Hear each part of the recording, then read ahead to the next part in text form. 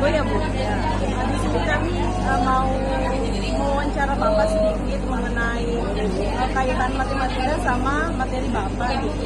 Nah, itu terperincinya kayak misalnya materi matematika apa yang dibutuhkan siswa gitu Pak. Perkenalkan dulu, nama saya Suryadi dari SMK Guru SMK Angkatan 1 Pojok Lampok yang di daerah Banjarnegara, Kabupaten Banjarnegara.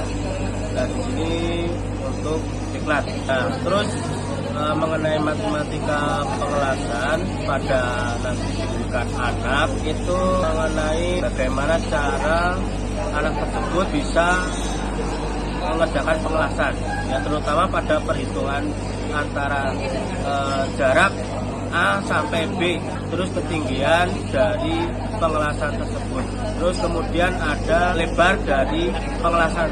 Mungkin cukup dari saya sebagai pengantar, mudah-mudahan siswa bisa menanggapi, jawab secara benar dan tepat. Maka saya akhiri. Wassalamualaikum warahmatullahi wabarakatuh. Kalau satu lagi Pak, kesulitan yang Bapak hadapi ketika mengajar anak-anak praktik itu misalnya, anak ini kurang dalam perhitungan apa gitu, misalnya Bapak kesulitannya gimana? Kalau anak kecenderungan pada pengelasan, itu yang namanya pengelasan itu kan nggak mungkin sama antara si A dan si B, karena pengelasan itu sehubungan dengan seni. Jadi secara teorinya sama antara si A dan si B, kemungkinan teorinya sama, tapi pada saat praktek itu tidak sesuai yang diharapkan. Artinya siswa itu butuh latihan terus menerus, jadi kontinu terus menerus, sehingga anak bisa pada saat pengelasan itu hasilnya lebih memuaskan. Kalau kaitannya dengan matematika Pak, misalnya dalam perhitungan pecahan kah, atau menentukan lingkaran luasnya, atau itu bagaimana? Ada tidak kesulitannya? Kalau untuk matematika khusus pada pengelasan, itu kalau mengenai jarak, ya jarak saja. Jarak misalkan pengelasan dalam posisi 1M atau mendatar, ya membuat garis lurus. Nah, itu diperhatikan atau menyambungkan pada pengelasan. Misalkan anak tidak memperhatikan langkah-langkah yang ada di pada pengelasan itu sulit. Khusus kalau untuk matematika itu perhitungannya berbeda dengan jarak. Misalkan posisinya mendatar atau di bawah tangan, ya posisinya 1F, itu adalah jaraknya diperhitungkan. Jadi pada saat dia menyalakan menggunakan las SAMB atau las busur atau las listrik, misalkan dihitungkan jaraknya. Misalkan elektroda itu 30 cm, nah itu diperkirakan berapa jarak antara pengelasan titik A sampai titik B. Nah itu dibutuhkan.